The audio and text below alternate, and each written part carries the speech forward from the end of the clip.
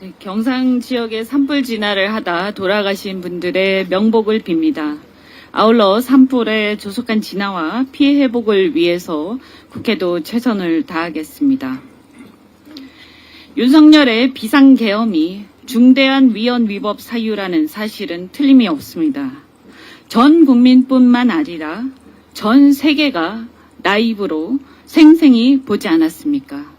그런데 파면 외에 어떤 다른 결론으로 전 세계를 설득할 수 있겠습니까? 대한민국이란 국가의 국격과 대외 신인도의 고속 추락은 불보듯 뻔한 상황이 초래될 것입니다.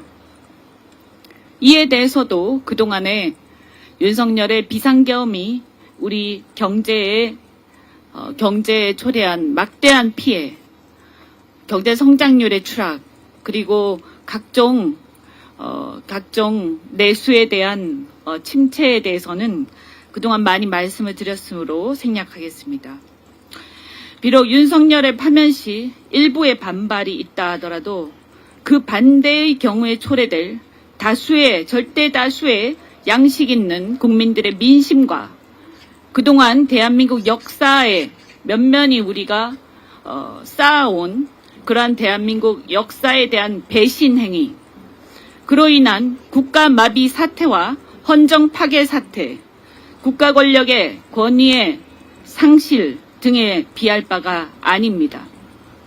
하루속히 윤석열을 파면하고 새로운 리더십을 세워서 대한민국의 정치적, 경제적 활력을 다시 불러일으키지 않으면 우리는 어디로 가는지 가늠할 수 없을 심각한 상황에 빠질 것입니다. 논리적으로 윤석열 탄핵은 찬반이 있을 수가 없습니다. 왜냐하면 윤석열을 복귀시키자는 일각의 견해는 군사독재가 무너진 이래 확립된 우리 헌법의 문민통치 원칙, 즉 군사쿠데타 금지의 원칙, 삼권 분립 원칙, 사법부 독립의 원칙과 민주공화국 원칙, 정치활동과 언론 집회, 결사의 자유, 의사들의 복귀와 의대생들의 자유로운 직업활동과 학업의 자유에 대한 침해 등 온갖 헌법 원리 등의 정면으로 반하는 견해에 불과합니다. 따라서 그런 견해 혹여라도 만에 하나라도 헌재 일부가 부화내동하거나 기한 없이 계속 지연해서 정치적 불확실성을 증대시켜 나라를 망가뜨린다면 헌법 수호의 마지막 보루인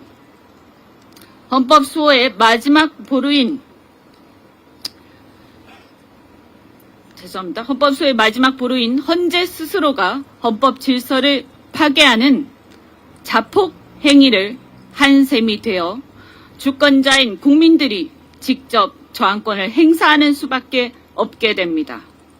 그런데 국민들은 다들 생업에 바빠서 여론 등 국민 저항권을 제대로 표출하기가 어렵습니다.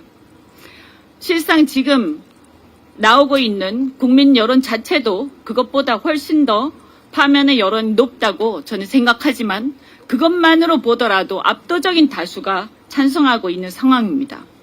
그런데 헌재는 도대체 지금 무엇을 하고 있습니까? 헌법 질서의 마지막 수호자인 주권자 국민입니다. 따라서 헌재가 계속해서 지연하고 혹여라도 그중에 일부가 다른 생각을 한다면 이제는 직접 국민들에게 마지막 의사를 물을 수밖에 없습니다. 필요하다면 여야 국회의원들이 모두 총사퇴하고 총선을 다시 치릅시다. 나라가 이런 내란 행위조차 진압하지 못하고 질질 끌면서 면죄부를 주는 반헌법적 상황으로 계속 간다면 그런 나라에서 배지를 달고 있는 것이 무슨 의미가 있겠습니까? 어차피 이 정도 내란 상황이라면 국회를 차라리 재구성해서 체제를 정비하고 재출발하는 게 낫다고 생각합니다. 이건 보수나 진보의 문제도 진영이나 지역의 문제도 아닙니다.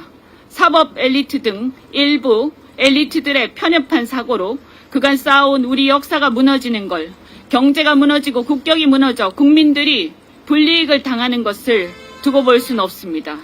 하지만 그런 우리의 각오를 실현하는 힘조차도 주권자의 국민으로부터 나옵니다.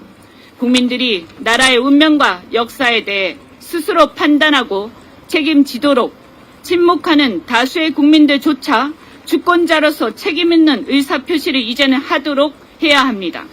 지금처럼 행정부의 수반이 헌정질서를 파괴했는데도 그를 견제할 사법부조차 헌법 수호에 소극적이고 국회조차 여당이 헌법을 배신하고 있다면 그 방법밖에 더 있겠습니까?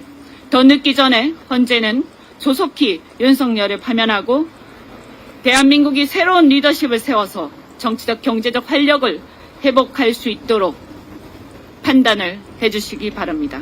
이상입니다.